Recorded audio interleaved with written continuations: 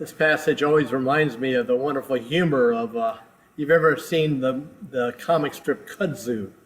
And there was a character in there by the name of Reverend Will Be Done. Will Be Done. And Will Be Done on his knees one day is praying to God. He says, Lord, I know we're called to be fishers of all, but I want to throw them back sometime. Now, today's scripture narrative testifies freedom from fear leads us to freedom to love. Because Jesus says, do not be afraid. And then he says, from now you will be catching people alive. And when they're alive, you will be practicing love.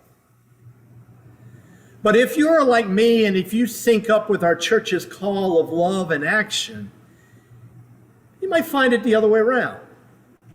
That when we exercise our freedom to love, this will lead us to freedom from fear. So which is it? Good question. More on that later. But first, what are the fears here that we can be free from? And I find two today. Today's story illuminates two of our greatest fears. I know they are mine. And these two fears are related. And both are connected to one of my favorite definitions of fear based on the acronym. Are you ready for this? FEAR, false evidence appearing real. It may sound corny, but I love that little ditty. I get it from AA, and it's actually pretty accurate. False evidence appearing real. And that fear number one, there isn't enough. False evidence appearing real. Somehow we think it's the fear that these subsistence seafarers must have had, grounded in their stark daily reality of boats that go out empty and boats that return empty. We know that feeling. All of us, particularly the poor. But our false evidence appearing real fear number two, revealed by this narrative, is like unto our fear of not enoughness.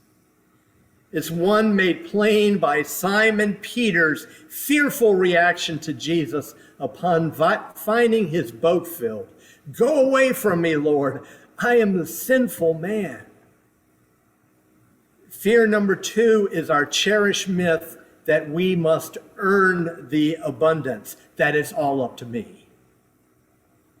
The I am not enough and it's all up to me. A fear exposed when we, like Peter, are suddenly cowed to discover the abundance that's been there all along.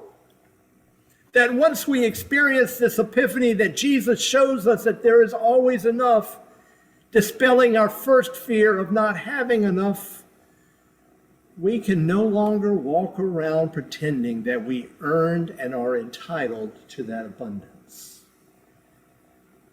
What a downer.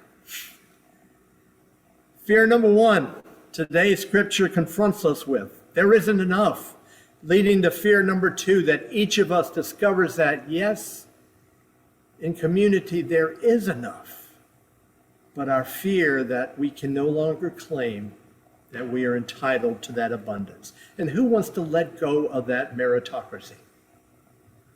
Who does? So let me put it this way, these twin fears and their relationship to one another in another way, perhaps in a more personal way.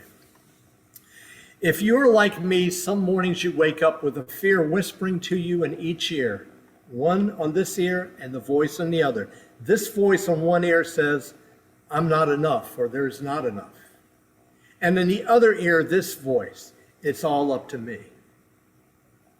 I'm not enough. It's all up to me. But if I'm not enough and it's all up to me, what a dilemma that poses for us. And so when Jesus shows life's enoughness to Simon Peter, what shame Peter feels when his self-reliance is exposed. That it's all up to him. That abundance should be all up to him as well. And yet Peter is shown here what we are shown. The epiphany of abundance is not up to anyone. It can only happen in community. Perhaps it can only happen with Jesus. The two fears, not enoughness, and it's all up to us. Both false evidences appearing real. Finally, Jesus says to Simon at the end, do not be afraid. Do not be afraid of not having enough and having to be the source of the enough. Do not be afraid. It's all, dare we say, once again, fear. Do not be afraid. From now on, you will be catching people alive when they are still alive, when and where they are most alive. Do not be afraid. Be free from your fear. And today's passage concludes, when they had brought their boats to shore, the first disciples left everything and followed him. The end. Certainly not the beginning for any of us, I know. Or could it be? Leaving everything and following Jesus. In order for me to imagine that impossible scenario, it is imperative for me to hear the compelling.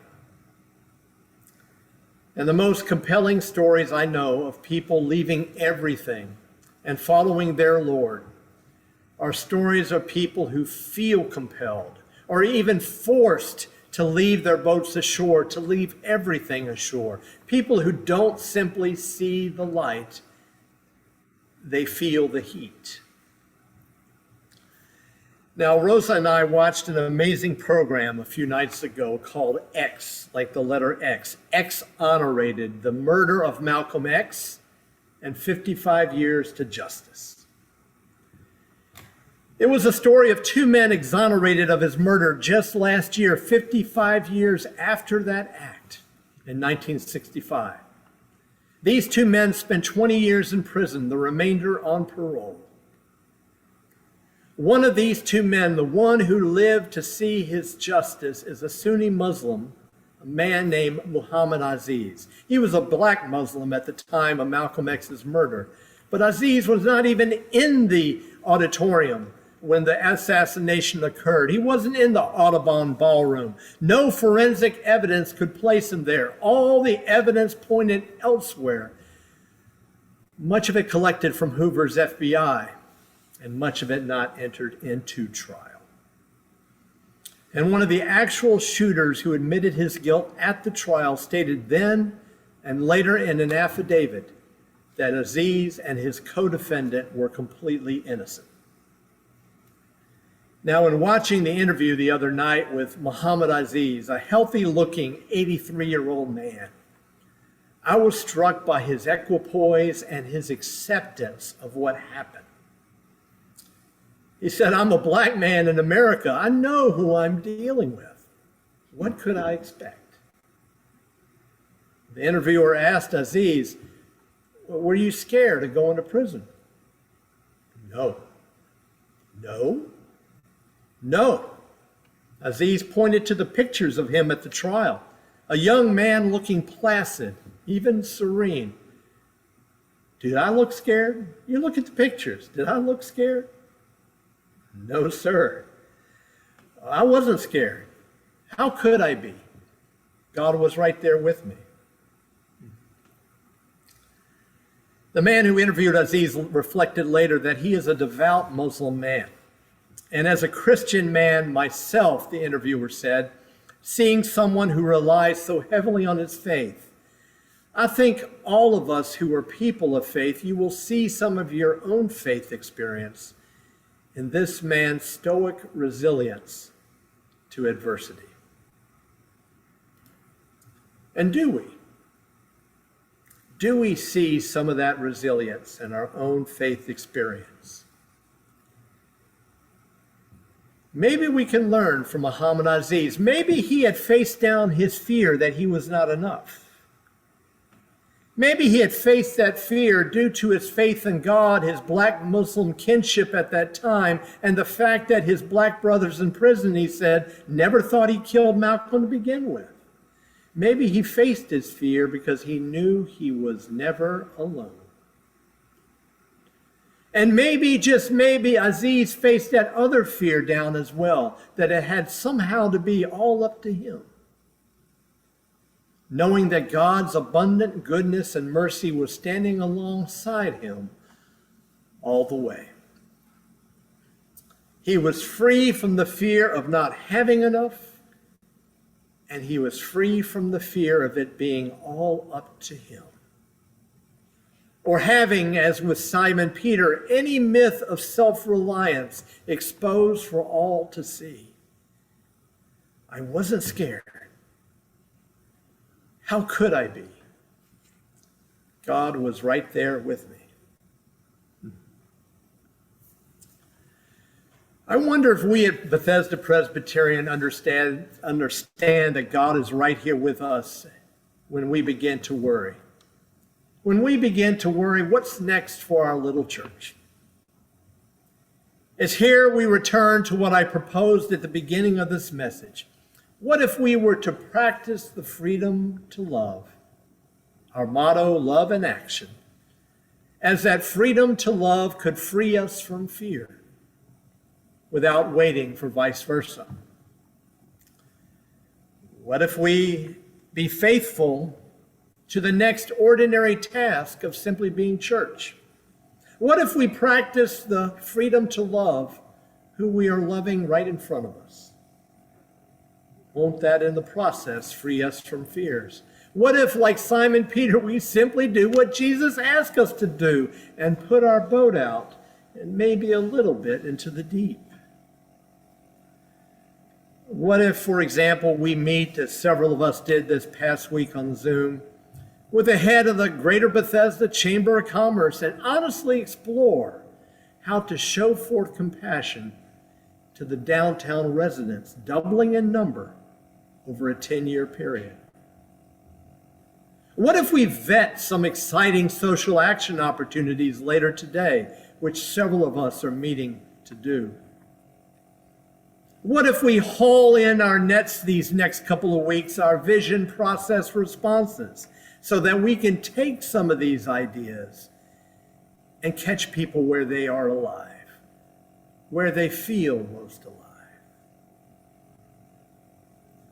What if, in simply doing as Simon Peter did, what Jesus asked us to do, put our nets out into the deep, then we too may experience, in the season of Epiphany, we may experience an epiphany of God. An epiphany, a revelation that frees us, releases us from our fears of scarcity. Our nets are empty. We don't have enough.